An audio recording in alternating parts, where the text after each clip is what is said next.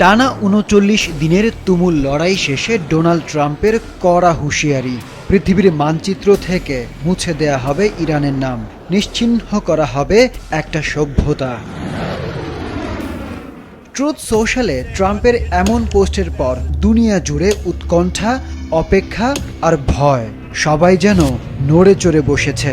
তবে কি ইরানে পারমাণবিক হামলা চালাতে যাচ্ছে আমেরিকা ইসরায়েল, নাকি আছে আরও ভয়াবহ কোনো প্ল্যান?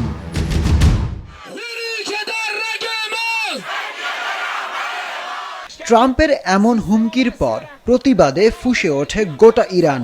শত্রুর রক্তচক্ষুকে উপেক্ষা করে, সব ভয়কে জয় করে ওরা আশ্রয় নিয়েছে এক পতাকা তলে। প্লেকার্ডে লেখা one love, one land, one Iran. তেহরানের রাস্তায় দেশের স্বার্থে জীবন দিতে লাখো মানুষের ঢল। তখনই হঠাৎ গল্পের নতুন মোড়।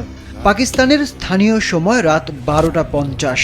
পাকিস্তানের প্রধানমন্ত্রী শেহবাজ শরীফের স্ট্যাটাস, 14 দিনের সাময়িক যুদ্ধবিরতিতে সম্মত হয়েছে ইরান, আমেরিকা, ইসরায়েল। অন্ধকারে যেন আলো হাতে পাকিস্তান প্রধানমন্ত্রী, স্বস্তির নিঃশ্বাস গোটা বিশ্বে। তবে প্রশ্ন, ঠিক কোন শর্তে যুদ্ধবিরতিতে সম্মত হয়েছে ইরান?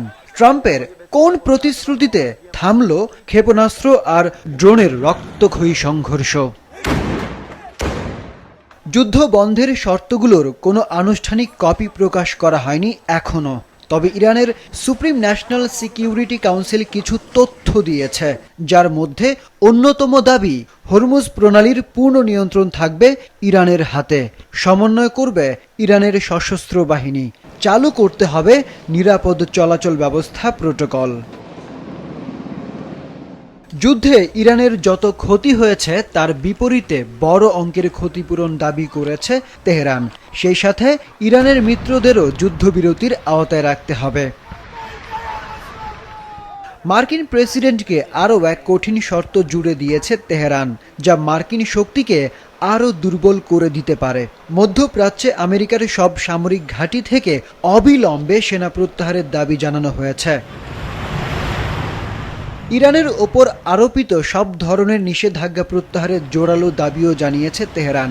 দেশের বাইরে অবরুদ্ধ থাকা ইরানের সব সম্পদ মুক্ত করে দেওয়ার দাবিও জানিয়েছে দেশটি। স্থায়ী যুদ্ধ বন্ধের জন্য 10 এপ্রিল একটি বৈঠক অনুষ্ঠিত হবে বলে জানিয়েছেন পাকিস্তানের প্রধানমন্ত্রী। আরিফুদ্দিন নবীন, মাছরাঙা, নিউজ ডেস্ক।